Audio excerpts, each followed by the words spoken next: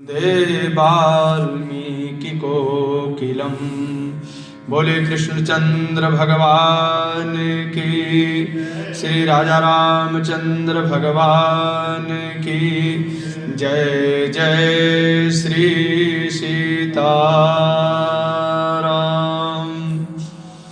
परमपिता परमात्मा भगवान श्री लक्ष्मी नारायण की असीम अनुकंपा से उन्हीं की अनन्यता एवं सानिध्य में सतत संस्मरण पूर्वक शरणागत भाव संपन्न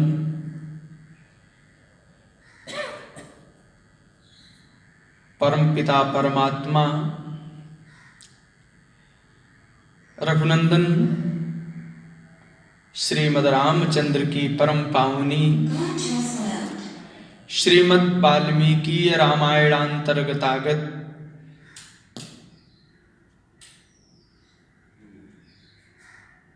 अरण्य कांड की कथा में हम प्रवेश कर रहे हैं। विगत वर्ष अयोध्या कांड की कथा में हम सब भक्तों ने विश्राम किया था। अयोध्या कांड में विशेष करके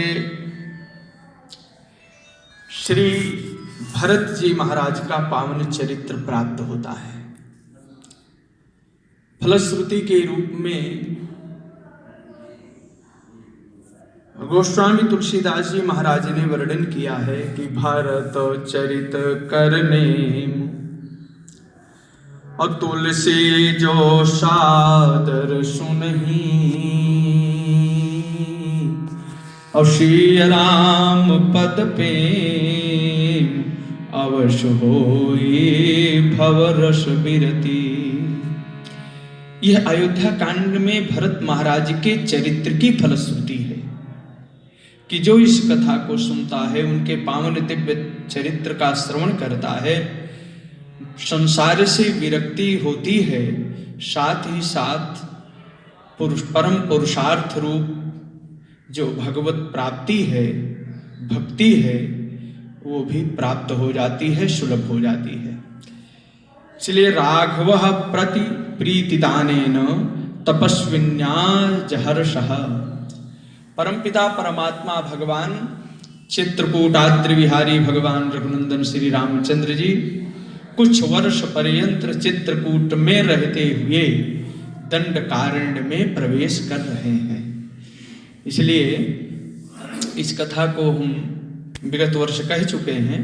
अब इतना कहेंगे कि वनम सभार्यः प्रविवेश राघवः,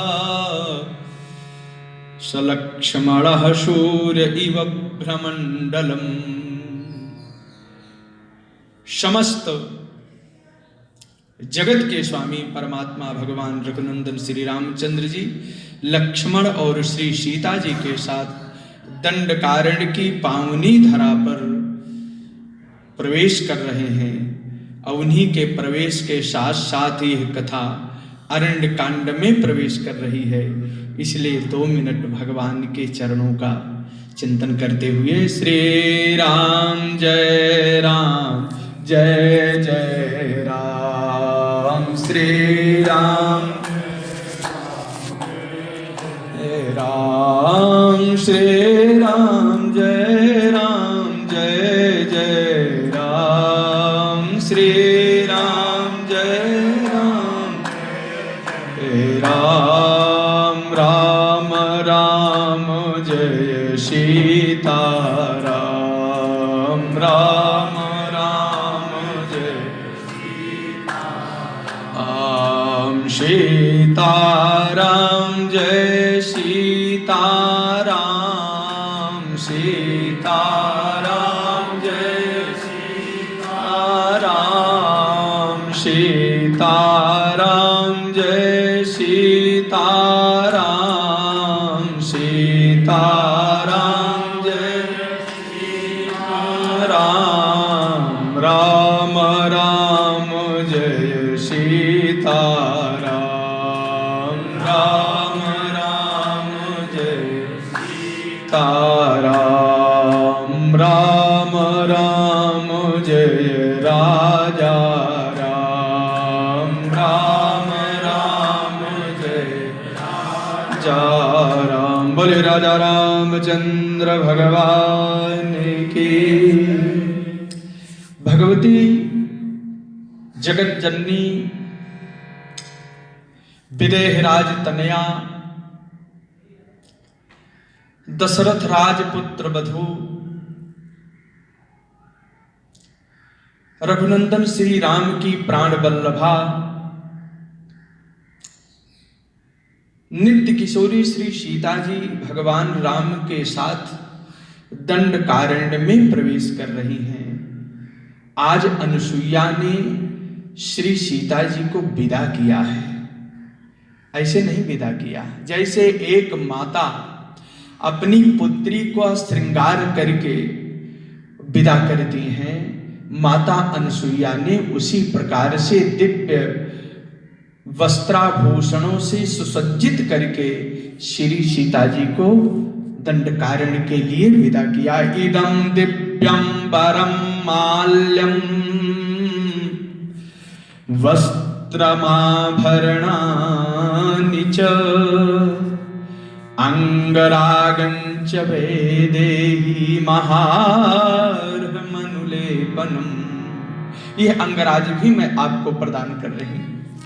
मया दत्तमिदं शीते तव गात्राणि शोभयेत् अनुरूपमसंक्लिष्टं नित्यमेव भविष्यति।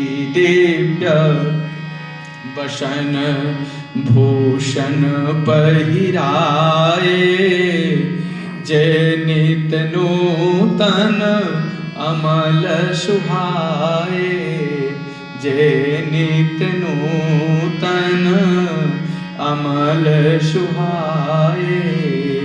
ऐसी माता जी को दिव्य वस्त्राभूषणों से सुसज्जित करके विदा किया। और जब भगवान प्रविष्ट कर रहे हैं तो महर्षि वाल्मीकि जी के शब्द बड़े कमाल के हैं।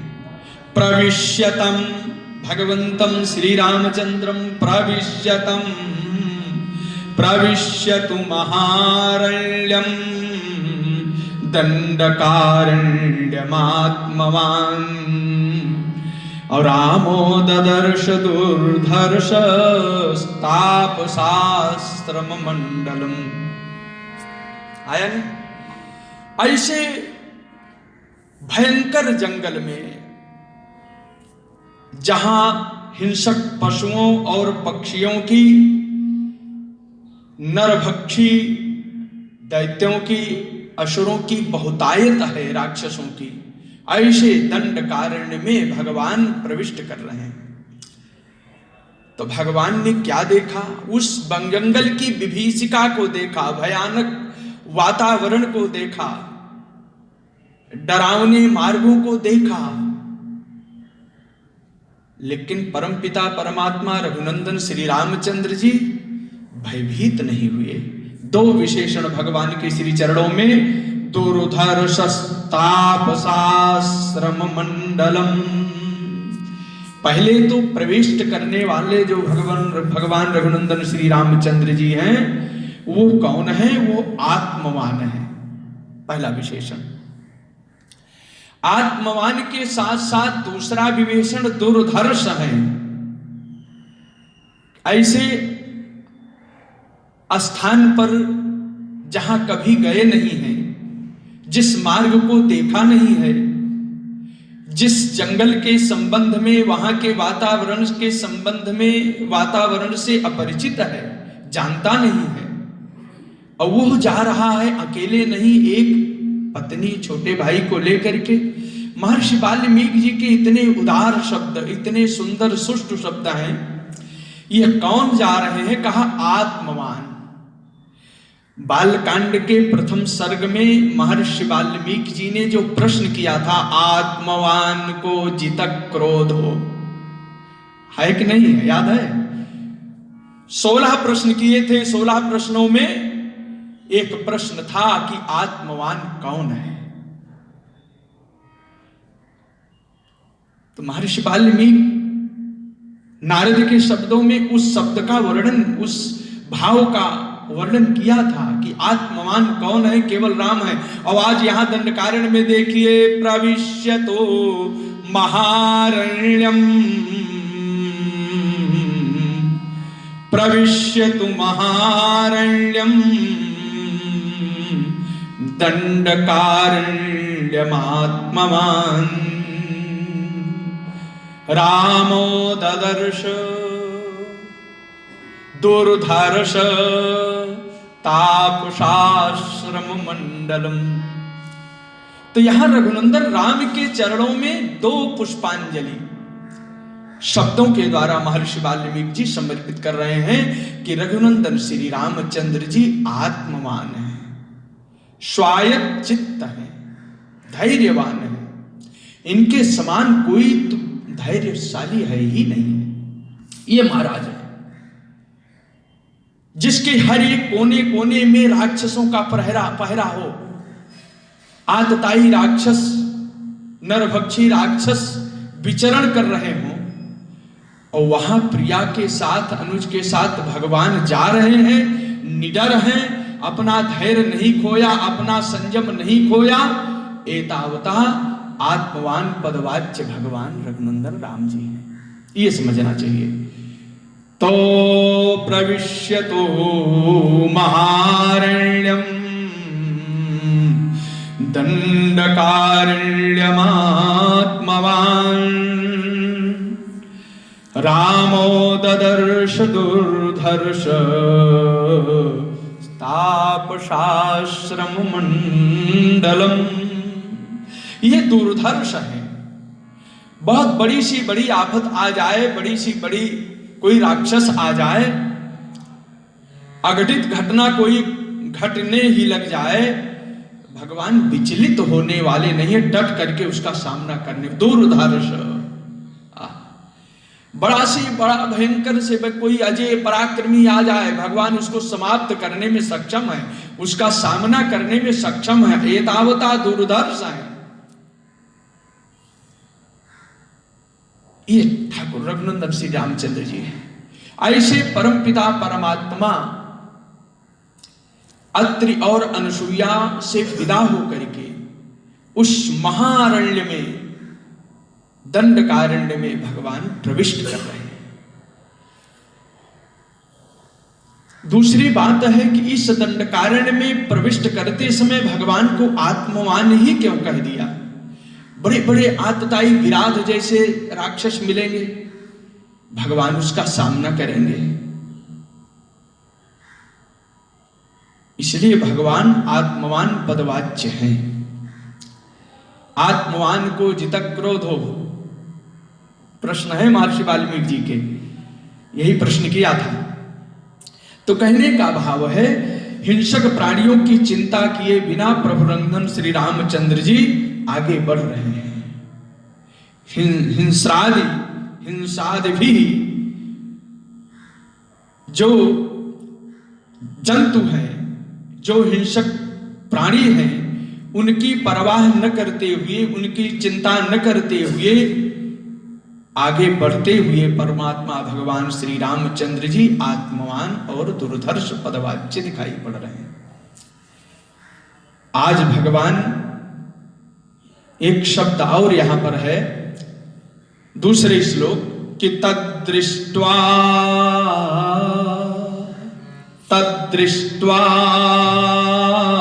राघवः, मार्ग पर चलते हुए रघुनंदन रामचंद्र जी ने क्या देखा?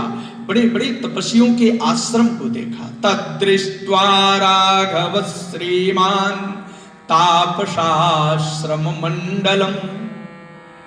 श्रीमान पदवाच्य है भगवान।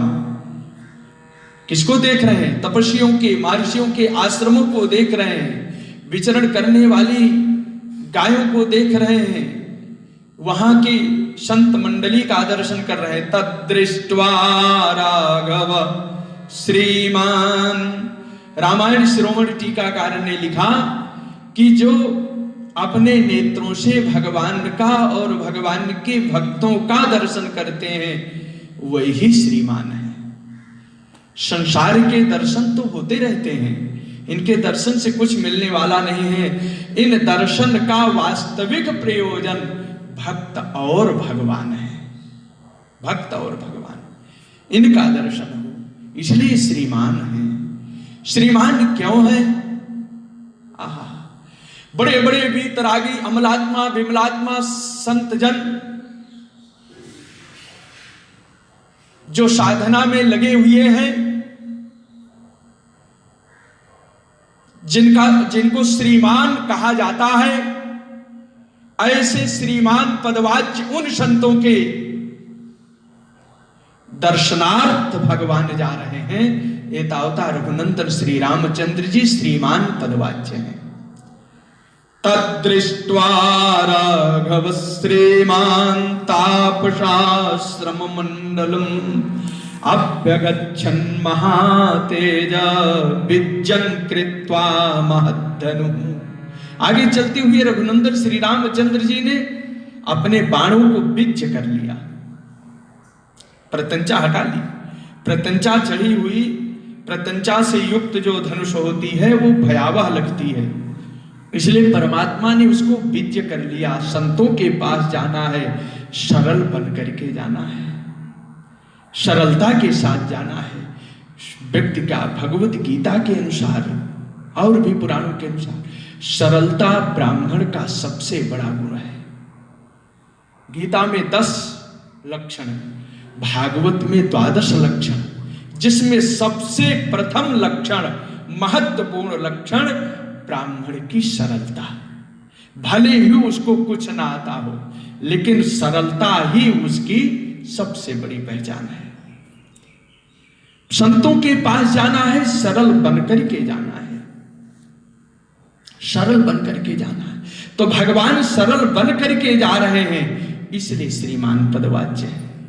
कोई ज्ञान श्री है, कोई वैराग्य श्री संपन्न, कोई ज्ञान श्री संपन्न, कोई भक्ति श्री संपन्न है।